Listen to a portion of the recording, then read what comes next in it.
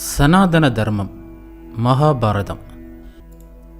பாவம் வளர்ந்து செழிப்படையும், அதே வேளையில் அறம் மங்கி பிரகாசம் இழக்கும்.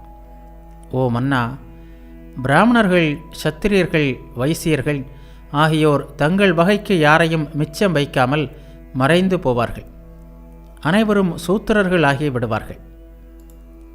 யுக முடிவின் போது தந்தைகள் மகன்களை மன்னிக்க மாட்டார்கள், பிள்ளைகள் தந்தைகளை மன்னிக்க மாட்டார்கள். முடிவு நெருங்கும்போது மனைவியர் தங்கள் கணவன்களுக்காக காத்திருந்து சேவை செய்ய மாட்டார்கள். ஆண்களும் பெண்களும் தங்கள் நடத்தையில் சுதந்திரமானவர்களாக இருந்து அடுத்தவர் குறையை பொறுக்க முடியாதவர்களாக இருப்பார்கள். இப்படி முழு உலகமும் மிலேச்சமயமாகும்.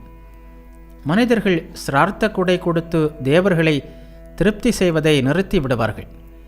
எவரும் யாருடைய வார்த்தைகளையும் கேட்க மாட்டார்கள். ஒருவரும் மற்றவரால் குருவாக கருதப்பட மாட்டார்கள்.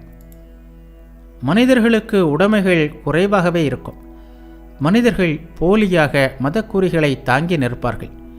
பொறாமையும் தீய குணமும் உலகம் முழுவதும் நிறைந்திருக்கும். யாரும் யாருக்கும் செல்வத்தையோ அல்லது வேறு எதையுமோ தானம் செய்பவர்களாக இருக்க மாட்டார்கள். உலகத்தில் குடியேற்றமில்லாத பகுதிகள் பற்றாக்குறையாக இருக்கும். எங்கும் மக்கள் தொகை பெருகி இருக்கும். பஞ்சத்தால் மக்கள் துன்புறுவார்கள். நெடுஞ்சாலைகள் அனைத்தும் காமம் நிறைந்த தீய குணம் கொண்ட ஆண்களாலும் பெண்களாலும் நிறைந்திருக்கும். அதுபோன்ற நேரத்தில் பெண்கள் தங்கள் கணவர்கள் மீது வெறுப்பை காட்டி மகிழ்வார்கள்.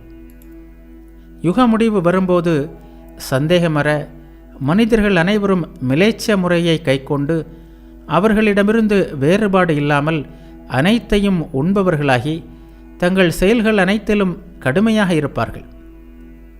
பேராசையால் உந்தப்பட்ட மனிதர்கள் ஒருவரை ஒருவர் ஏமாற்றி விற்கவும் வாங்கவும் செய்வார்கள். ஆச்சாரம் அறியாத மனிதர்கள் சடங்குகளையும் விழாக்களையும் நடத்துவார்கள். யுக முடிவு நெருங்கும்போது நிச்சயம் மனிதர்கள் மேற்கண்டவாறே நடப்பார்கள்.